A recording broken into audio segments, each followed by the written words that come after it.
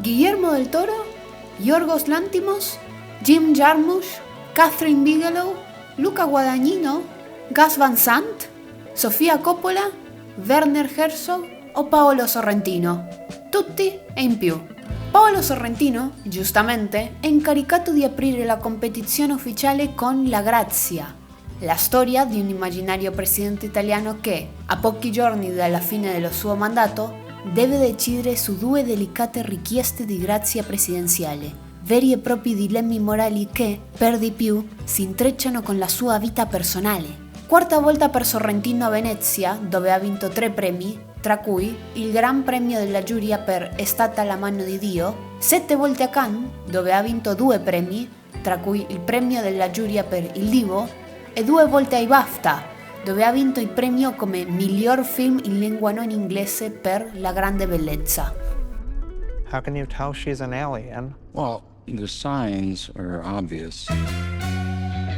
Yorgos Lanthimos, piaccia o no, realizza un film all'anno, questa volta seguendo 2 giovani ossessionati dalle cospirazioni che decidono di rapire la potente amministratrice delegata di un'importante azienda, convinti che sia un'aliena che intende distruggere il pianeta Terra.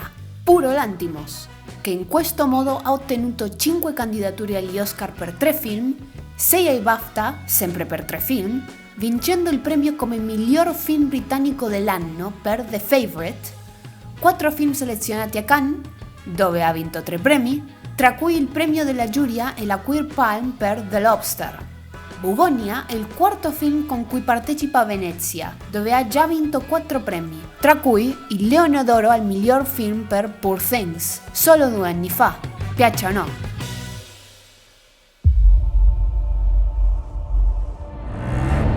Sì, Guillermo del Toro sbarca a Venezia accompagnato ancora una volta da un mostro, o forse più di uno, una grande piattaforma di streaming, un grande cast e una grande produzione. Nuovo adattamento di Frankenstein di Mary Wollstonecraft Shelley, in cui uno scienziato brillante ma egocentrico dà vita a una creatura in un esperimento mostruoso che, alla fine, porta alla rovina sia il creatore che la sua tragica creazione. 4 film nominati agli Oscar, con cui ha vinto l'Oscar al miglior film di animazione con Guillermo del Toro's Pinocchio e al miglior film con The Shape of Water. 3 film ai BAFTA, dove ha vinto con Il labirinto del fauno e Guillermo del Toro's Pinocchio, solo 2 volte a Cannes, mai a Berlino e la seconda volta a Venezia, dove ha vinto con The Shape of Water. Jay Kelly. George Clooney e Adam Sandler nello stesso film? Sì, in Jay Kelly di Noah Baumbach, ancora una volta distribuito da Netflix. Clooney è il famoso attore cinematografico Jay Kelly e Sandler il suo devoto agente, ed entrambi intraprendono un viaggio vertiginoso in cui sono costretti a confrontarsi con le decisioni che hanno preso, sacrifici, successi ed errori, con i loro rapporti con i propri cari e con l'eredità che lasceranno dietro di sé. Quando è troppo tardi per cambiare il corso della nostra vita? Una domanda per persone di certa età. Noah Baumbach è stato nominato 4 volte agli Oscar per 3 film, non sempre come regista, ma anche come sceneggiatore di Barbie. Il più famoso, Marriage Story, ha ottenuto 6 candidature e ha vinto un Oscar, un BAFTA e un Golden Globe, tutti per Laura Dern come attrice non protagonista. E ancora un'altra da Netflix. A House of Dynamite è focalizzato sui membri dello staff della Casa Bianca che devono affrontare un imminente attacco missilistico contro gli Stati Uniti. Un dramma che si svolge in tempo reale, con tutti gli elementi che rendono un film d'azione che non ci si aspetterebbe di trovare in un festival come questo. Catherine Bigelow, vincitrice di 2 Oscar e 2 BAFTA, entrambi per la migliore regia e il miglior film con The Hurt Locker, sarà comunque sempre ricordata per Point Break. Non è stata mai a Cannes né a Berlino, ma questa è la sua seconda volta a Venezia. Well, have you ever heard of the Ultimate Fighting Championship, the UFC? The Smashing Machine era letteralmente Mark Kerr, il leggendario lottatore di arti marziali miste e UFC, che improvvisamente apre la strada a Dwayne Johnson nel mondo dei film drammatici, prestigiosi, premiati e dei festival. Secondo il regista, la forza del personaggio si trasferisce anche fuori dal ring. poiché ha una capacità unica di spiegare le sue emozioni. Il film ritrae la sua ascesa e caduta fulminea nel brutale mondo delle arti marziali miste, che ha affrontato con coraggio e il sostegno incondizionato di sua moglie Dawn Staples.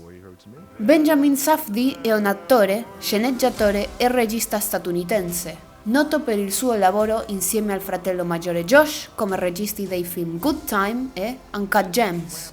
Come attore ha recitato in film come Pieces of a Woman, Licorice Pizza e Oppenheimer. Prima volta in un festival di classe A. Let's fucking go.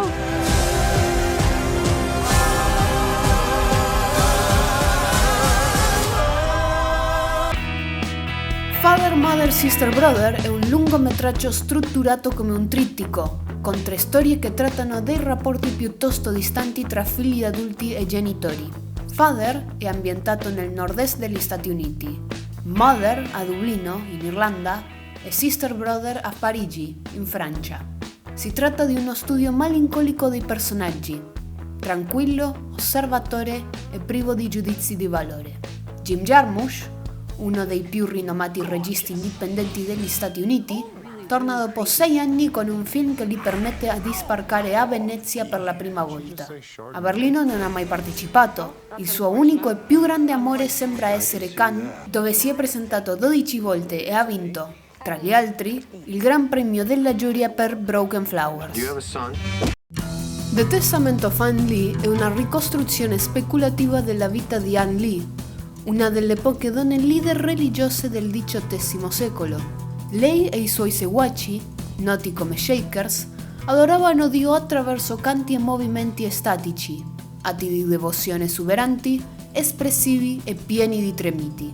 La sua ricerca radicale di un'utopia creata da lei stessa riflette l'impulso creativo che sta alla base di ogni impresa artistica, l'urgente necessità di rimodellare il mondo. Chi ha detto questo è Mona Fastvold, regista norvegese di questo film, oltre che attrice e sceneggiatrice nominata all'Oscar per The Brutalist. Diretto da Brady Corbett, che oltre ad essere co-sceneggiatore qui, è il suo fidanzato e ha presentato The Brutalist lo scorso anno in questo stesso festival.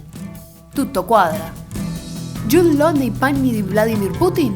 Sì, ma la storia è quella di Vadim Baranov, un giovane brillante che si fa strada come artista e produttore di reality show, fino a diventare il consulente d'immagine di un agente del KGB in ascesa, Vladimir Putin. The Wizard of the Kremlin, adattamento del libro di Giuliano da Empoli, ci catapulta nel caos post-sovietico per raccontarci come Baranov dia forma alla nuova Russia, sfumando i confini tra verità e menzogna, credenza e manipolazione. Oliver Assayas è un regista, sceneggiatore e critico cinematografico francese. Quarta presentazione a Venezia, dove ha vinto il premio per la migliore sceneggiatura con Something in the Air, una volta a Berlino lo scorso anno e 7 volte a Cannes, dove ha vinto il premio come miglior regista con Personal Shopper. The Stranger è l'adattamento del primo romanzo di Albert Camus del 1942, un'opera provocatoria sullo sfondo di un'Europa ferita e violentata da 2 guerre mondiali, una storia grigia per l'assenza di qualsiasi passione o volontà dell'uomo. Il regista François Ozon sottolinea l'immensa sfida che ha rappresentato per lui adattare un capolavoro che tutti hanno letto e messo in scena nella propria mente. Quarta volta a Venezia, 5 a Cannes e 6 a Berlino, dove ha ottenuto i migliori risultati. Ha vinto, tra gli altri, il Gran Premio della giuria per By the Grace of God. 미국에서는 해고를 도끼질한다고 그런다면서요. 한국에선 뭐라 그러는지 아세요? 넌 뭐가지야? In No Other Choice, Mansu vive una vita perfetta fino a quando viene licenziato dalla cartiera in cui ha lavorato per 25 anni. Dopo più di un anno senza riuscire a trovare un nuovo lavoro e sul punto di perdere la sua casa, si presenta inaspettatamente alla Moon Paper, ma il capomiglia lo umilia e gli dice che non ci sono posti vacanti. Mansu sa di essere più qualificato di chiunque altro per quel lavoro, quindi se non ci sono posti vacanti per lui, non gli resta altra scelta che crearne uno. Dal pluripremiato regista, sceneggiatore e produttore cinematografico sudcoreano Park Chan-wook, 3 volte alla Berlinale, dove ha vinto l'Orso d'Oro per il cortometraggio Night Fishing, vincitore di un BAFTA per The Handmaiden, 4 volte a Cannes, dove ha vinto, tra altre cose, la Palma d'Oro per Oldboy e per la seconda volta a Venezia, dove ha vinto il Piccolo Leone d'Oro con Lady Vengeance. E completano la competizione ufficiale The Voice of Ain Rahab, della regista Kawthar Benhania, prima donna tunisina nominata agli Oscar per Four Daughters, con cui ha vinto il Golden Eye a Cannes. Orphan, di Laszlo Nemes, scrittore e regista ungherese. Il suo primo lungometraggio, Il figlio di Saul, ha ottenuto il Gran Premio della giuria al Festival di Cannes e l'Oscar al miglior film in lingua non inglese, tra gli altri. Terza volta a Venezia. Silent Friend, di Ildiko Injedi, anche lei ungherese, vincitrice dell'Orso d'Oro a Berlino con On My Body and Soul, con cui ha anche concorso per un Oscar, della Golden Camera a Cannes con My 20th Century, seconda partecipazione a Venezia 31 anni dopo. Sotto le nuvole, di Gianfranco Rossi, documentarista italo-americano. Il suo documentario Sacro Gra ha vinto il Leone d'Oro a Venezia, mentre il suo documentario Fuoco a Mare ha vinto l'Orso d'Oro a Berlino e ha ottenuto una candidatura agli Oscar. The Sun Rises on Us All, del regista cinese Kai Shan-jong, vincitore a Venezia del Leone d'Argento alla migliore regia con People Mountain, People Sea. Da quanti anni è in prigione? 10 anni. Elisa, del regista italiano Leonardo Di Costanzo, noto per L'Intervallo, con cui ha vinto numerosi premi a Venezia, tra cui il premio per il miglior film della sezione Orizzonti. Ready to Go, di Valérie Donzelli, attrice, sceneggiatrice e regista francese, con 4 partecipazioni a Cannes, alla sua prima volta a Venezia. I miei sogni, i miei desideri, non li potrai mai incatenare. Duse, del regista italiano Pietro Marcello. Inizialmente ha diretto solo documentari, poi anche film di narrativa. Terza partecipazione a Venezia, dove ha vinto il premio per il miglior film nella sezione Orizzonti con il documentario Il passaggio dell'Etnia. Se devo leggere altri aforismi del cazzo di Carmelo Bene li leggo, se no me ne vado a casa. Un film fatto per bene, del regista italiano Franco Maresco, noto per le sue collaborazioni con Daniele Cipri nel suo ex duo Cipri e Maresco, con cui ha diretto numerosi documentari e cortometraggi. Sesta volta a Venezia, dove ha vinto il premio speciale della giuria con La mafia non è più quella di una volta. Girl, opera prima dell'attrice, modella, cantante e ora regista cinese Shu Qi. All'inizio della sua carriera è stata modella di copertina di Penthouse. Ha girato film softcore, è passata al cinema di prestigio e ha partecipato ai principali film di Hong Kong. Nel 2008 è stata membro della giuria alla Berlinale e nel 2009 a Cannes. Nella sezione fuori concorso spiccano After the Hunt, un dramma psicologico su una professoressa universitaria che si trova ad affrontare un bivio personale e professionale quando una brillante studentessa accusa uno dei suoi colleghi e un oscuro segreto del suo passato minaccia di venire alla luce.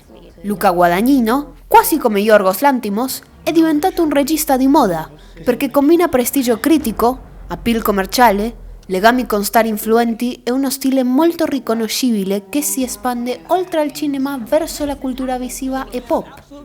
Dopo Call Me By Your Name è passato dall'essere un attore di nicchia in Italia a diventare un nome di prestigio globale.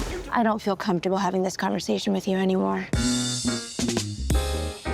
In questa edizione del festival, Gus Van Sant riceverà il premio Campari Passion for Film e presenterà il suo nuovo film, Dead Man's Wire, un thriller basato su fatti reali che ricostruisce il caso di Anthony Tony Kiritsis, che nel 1977 prese in ostaggio un banchiere con un fucile collegato a un cavo dell'uomo morto, dal grilletto alla testa di Hall, e chiese $5 milioni, che non fossero presentate accuse contro di lui e delle scuse personali da parte degli Hall per averlo truffato. Gus Van Sant è un regista, sceneggiatore, fotografo e musicista statunitense, noto per film come Drugstore Cowboy, My Own Private Idaho, Elephant, Good Will Hunting e Milk. gli ultimi 2 dei quali hanno ricevuto una candidatura all'Oscar per la migliore regia. Tra le proposte di saggistica fuori concorso c'è Mark by Sofia, un ritratto intimo e non convenzionale di Marc Jacobs, amico della regista da oltre 30 anni, che cattura il genio e l'universo singolare dell'iconico stilista americano.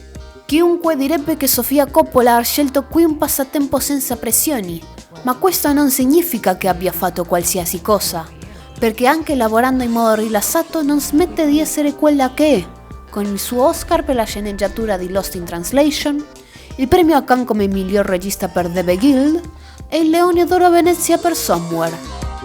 Da un decennio, il dottor Steve Boyes è alla ricerca di un misterioso e sfuggente branco di elefanti fantasma, i Ghost Elephants, negli altopiani dell'Angola.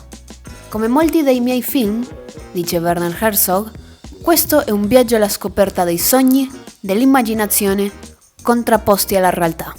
Non sarebbe meglio mantenere questi elefanti giganteschi come un sogno, come fantasmi, come la balena bianca, piuttosto che trovarli nella realtà?